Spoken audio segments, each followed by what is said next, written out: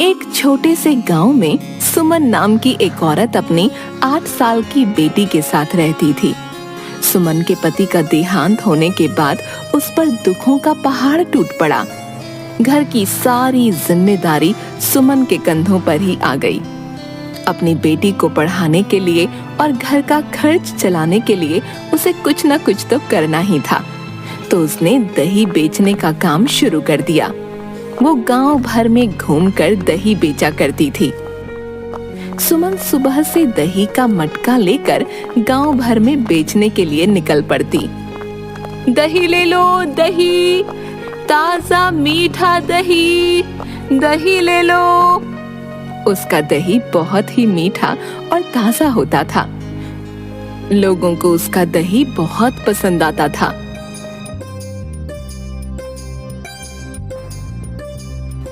तुम्हारी दही इतनी स्वादिष्ट और मीठी होती है, घर में सबको तुम्हारा दही खाने की लत सी लग गई है।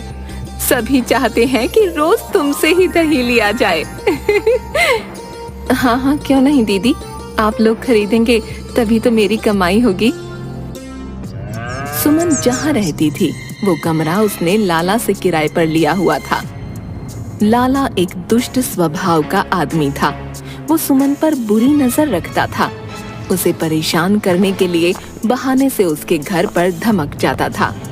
अरे सुमन, क्या हाल चाल है? इस महीने का किराया लेने आया हूँ।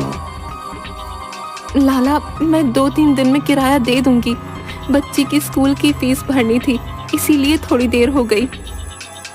अरे मैंने कहाँ तुम्हें कुछ कहा? तुम किराया कभी भी दे दो, मैं भला तुमसे कुछ कह सकता हूँ? पर अब मुझे अपने हाथ की एक कप चाय तो पिला दो। इस तरह लाला सुमन को परेशान करता रहता, पर सुमन मजबूर थी, इस वजह से चुप रहती।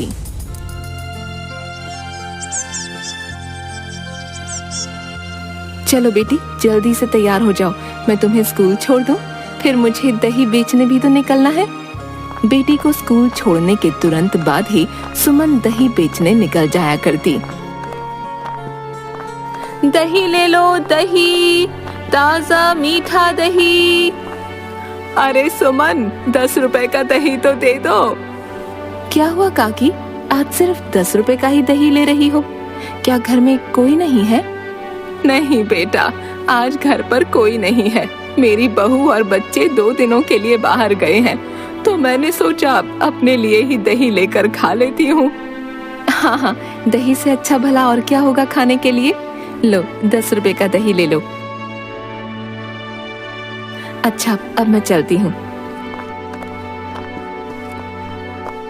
इस तरह से गांव के लोग सुमन को बहुत ही प्यार करते और सुमन भी सबका हालचाल पूछती चलती। कुछ दिनों बाद सुमन के पड़ोस में एक औरत रहने आई। वो अकेली थी, उसका दुनिया में कोई नहीं था। बहन, मैं इस दुनिया में अकेली हूँ, तो मुझे अपना पेट भरने के लिए कुछ ना कुछ काम करना पड़ेगा। तुम दही बेचने का काम करती हो, उससे तुम्हें अच्छी खासी कमाई हो जाती है। हाँ हाँ, हम माँ बेटी के गुजारे लायक तो कमाई हो ही जाती है। मुझे किसी चीज की कोई कमी नहीं है। मुझे तो इस तरह का कोई काम नहीं आता। क्यों ना मैं भी दही बेचने का काम ही शुरू कर लूं? कुछ तो कमाई होगी ही, वही मेरे लिए काफी है। सुमन बहुत साफ दिल की औरत थी। उसने कविता को दही बेचने के बारे में अच्छी सलाह दे दी, जिससे कि उसका घर चल सके।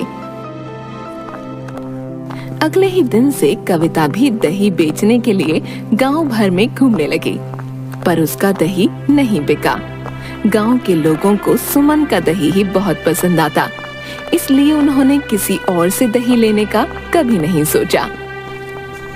सुमन का सारा दही बिकता देख कविता के मन में जलन की भावना आ गई और वो मन ही मन सोचती है, इस सुमन का सारा दही तो हाथों हाथ बिक जाता है, पर जब मैं दही बेचने निकलती हूँ तो मुझसे कोई नहीं लेता। इस तरह मेरा गुजारा कैसे चलेगा? मुझे कुछ ना कुछ तो करना ही होगा।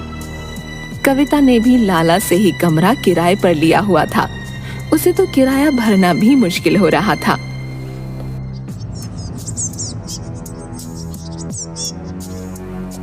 सुमन सुबह सवेरे काम पर जाने से पहले अपनी बेटी को स्कूल छोड़ने के लिए निकल जाया करती।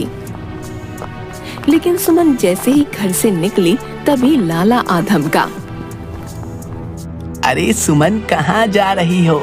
तुम अकेली जान आखिर कितने काम करोगी? लाओ बिटिया को मैं स्कूल छोड़ आता हूँ। तुम्हें अभी काम पर भी तो जाना है। देखो लाला, हमने तुमसे कमरा किराए पर लिया है। महीने में एक बार कमरे का किराया लेने आया करो। यूं रोजाना मेरे घर आना अच्छी बात नहीं है। और तुम्हें इससे क्या मतलब कि कितने काम करती हूँ?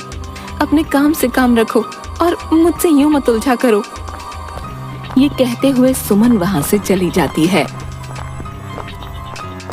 और लाला को उसके इस व्यवहार पर बहुत गुस्सा आता है। एक दिन लाला कविता के घर किराया लेने जाता है। लाओ भाई, मेरे महीने का किराया दे दो। अरे लाला, मेरे तो खाने के ही लाले पड़े हुए हैं। मैंने सुमन को देखकर ही दही बेचना शुरू किया, पर उसका सारा दही बिक जाता है, मेरा नहीं। मैं तुम्हारे किराए के पैसे कहाँ से लाऊं? मुझे कुछ समझ नहीं आ रहा। लाला तो सुमन से चिढ़ा ही पड़ा था। उसने सोचा कविता के जरिए सुमन से बदला लिया जाए। देखो, सुमन का तो सारा दही बिक जाता है। तुम्हें कुछ तरकीब लगानी होगी। अपने फायदे के लिए तुम्हें कुछ जुगाड़ लड़ाना होगा। वो सुबह सुबह जब अपनी बेटी को स्कूल छोड़ने जाती है, शायद उस वक्त तुम कुछ कर पाओ। बाकी तुम जानो और तुम्हारा काम। ये कहकर लाला वहां से चला जाता है। अब देखना उस सुमन का क्या होता है। लाला से भिड़ेगी। कविता के दिमाग में गलत काम करने की सलाह भर जाता है।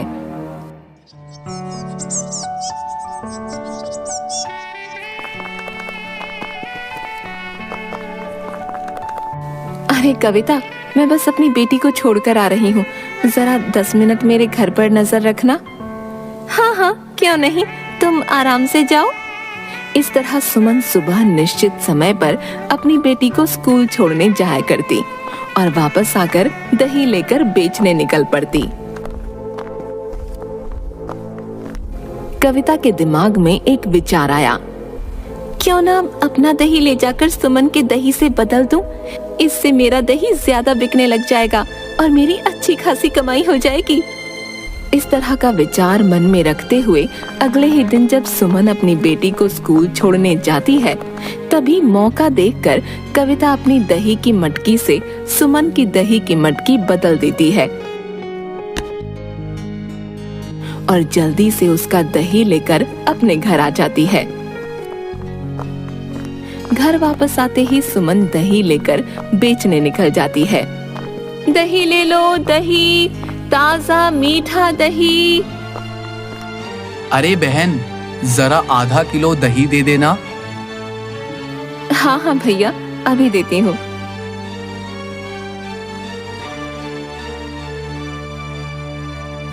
इस तरह से सुमन उस दिन भी अपना दही बेचकर घर वापस लौट आती है और दूसरी तरफ कविता भी सुमन का चुराया हुआ दही बेचकर वापस आ जाती है। अगले दिन भी कविता पहले दिन वाली ही हरकत करती है और मौका देखकर अपना दही सुमन की दही से बदल देती है। अगले दिन सुमन जब दही बेचने निकलती है तो सबसे पहले उसे एक व्यक्ति मिलता है जिसने उससे कल दही खरीदा था। अरे सुनो बहन, कल जो दही मैंने तुमसे खरीदा था वह इतना ताजा और अच्छा नहीं था जितना कि तुम्हारा दही हुआ करता था। मैंने तो तुम्हारे दही की बहुत तारीफें सुन रखी थी, परंतु कल का दही बिल्कुल बेकार था। मेरे तो सारे पैसे बर्बाद हो गए। अरे भाई जी, ऐसा कैसे हो सकता है? मेरा दही जैसा रोजाना होता है वैसा ही था। मैं तो रोज ताजा दही जमाती हूँ। आज तक मेरे दही में कोई शिकायत नहीं आई। ये कहकर सुमन आगे निकलती है तो बूढ़ी काकी मिलती है। अरे सुमन, तुझे क्या हो गया है? कल तेरा दही बिल्कुल अच्छा नहीं था। वो ना तो ठीक से जमा हुआ था और ना ही उसमें कोई मिठास थी। मैंने सारा दही ऐसे ही फेंक दिया। तुझसे लिए हुए दही में तो आज तक कोई शिकायत नहीं हुई, पर कल का दही बिल्कुल बेकार था। थोड़ा ध्यान रखियो आगे से।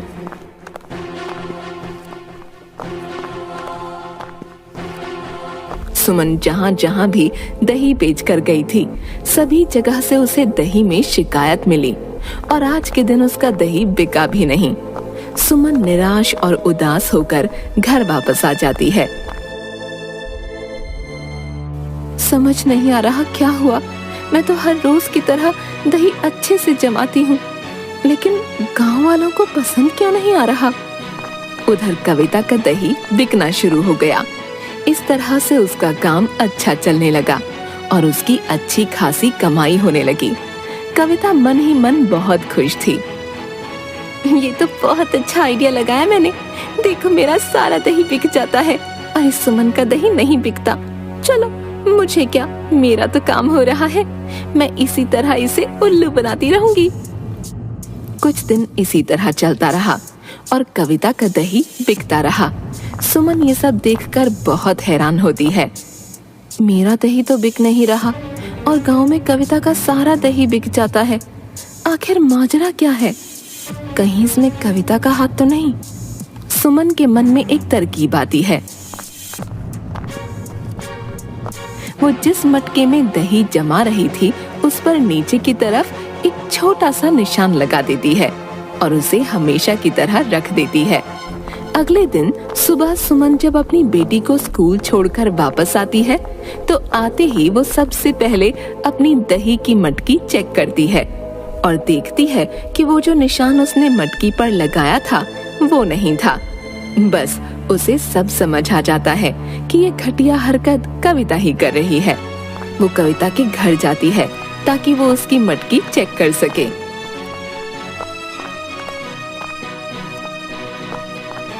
अरे क्या हाल है कविता बहन, आज दही बेचने नहीं गई? अरे बस निकलने ही वाली थी। आओ बैठो, कहो कैसे आना हुआ? मेरे घर में चीनी खत्म हो गई है, तुम मुझे एक कटोरी चीनी दे दो, मैं कल ही तुम्हें वापस लौटा दूंगी। हाँ हाँ क्यों नहीं, तुम 2 मिनट यहाँ बैठो, मैं अभी चीनी लेकर आती हूँ। सुमन ने कविता को बहाने से चीनी लेने भेजा था ताकि वो मटकी चेक कर सके। सुमन को जिस बात का शक था वो सही निकला। वो निशान लगी हुई सुमन की दही की मटकी कविता के घर में थी। सुमन को सारी बात समझ आ गई कि कविता ही उसकी दही की मटकी चुराकर अपनी दही की मटकी वहां रख देती है। तभी कविता चीनी लेकर वहां आ जाती है। लो बहन चीनी।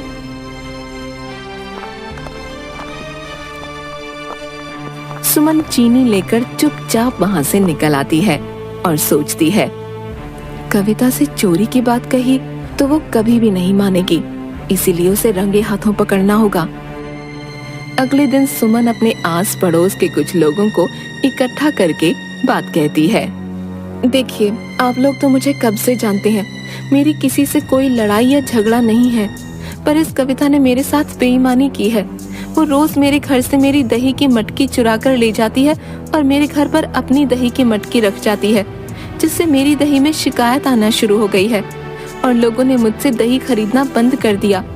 अब मैं आप लोगों से मदद मांगती हूँ, आप मेरे साथ छुपकर उसे रंगे हाथों पकड़ें। हाँ हाँ सुमन बहन, हम तो तुम्हें कब से जानते हैं, तुम्हारे दही में तो आज तक कोई शिकायत नहीं आई थी। हम लोग भी बड़े हैरान थे कि ये सब हो कैसे रहा है। तुम चिंता मत करो, हम तुम्हारी पूरी मदद करने को तैयार हैं। सभी लोग सुमन की बात मान लेते हैं और सुबह उसके घर के पीछे छुपकर खड़े हो जाते हैं। सुमन रोजाना की तरह अपनी बेटी को छोड़ने के लिए निकलती है, पर वो पीछे छुपकर लोगों के साथ कविता की चोरी पकड़ने के लिए तैयार रहती है। कविता को लगता है कि सुमन चली गई और वो रोजाना की तरह अपनी दही की मटकी लेकर उसके घर में घुस जाती है और उसकी मटकी से अपनी मटकी बदलकर वहां रख देती है। सभी लोग ये दृश्य देखकर हैरान रह जाते हैं। कविता जैसे ही सुमन की मटकी चुराकर उसके घर से निकल रही थी, सभी लोगों ने उसे पकड़ लिया। वाह कविता, तुम तो बहुत चालाक और चोर निकली। चुपचाप अपने पड़ोसी के घर में घुसकर चोरी कर रही हो, तुम्हें शर्म नहीं आई सुमन ने तुम्हारी कितनी मदद की जब तुम दही बेचने का काम शुरू करना चाहती थी और तुमने उसी के साथ धोखा किया। सब लोगों को इस तरह देख कविता के हाथ से मटकी गिर जाती है और वो घबरा कर बोलती है, मुझे माफ कर दीजिए, मुझसे बहुत बड़ी गलती हो गई। जब मैंने देखा सुमन की सारी दही बिक जाती है, मेरी दही कोई नहीं खरीदता, तो लाला ने मुझे ये सब करने के लिए उकसाया और कहा कि मुझे कुछ ऐसा करना चाहिए जिससे मेरा दही बिके और सुमन का नहीं। मेरे मन में लालच और चोरी की भावना आ गई। आप लोग मुझे माफ कर दें, मैं आगे से ऐसा कुछ नहीं करूंगी। सुमन, तुम भी मुझे माफ कर दो, मैंने तुम्हारे साथ बहुत गलत किया। कविता, तुम्हें इस घटिया हरकत की माफी नहीं मिल सकती। तुम इस गांव में रहने लायक नहीं हो। तुम यदि यहाँ रही तो आज नहीं तो कल फिर किसी और के साथ ऐसा करोगी। गांव के सब लोग कविता को दोषी मानकर उसे गांव से निकल जाने का आदेश देते हैं। लाला को भी लोग बहुत खरी खोटी सुनाते हैं और उससे कहते हैं कि वो औरतों की इज्जत करना सीखे। सुमन के पड़ोस के लोग उसे कहते हैं, देखो सुमन बहन, हम लोग कविता की चालाकी समझ नहीं पाए। ये तो तुम्हारी सूझबूझ के कारण उसे सबक मिला और उसे इस गांव से जाना पड़ा। और रही उस लाला की बात, अगर तुम्हें परेशान करे तो हमें बताना, हम लोग उसे सबक सिखाएंगे। अब तुम कल से दोबारा गांव में दही बेचने आ जाओ।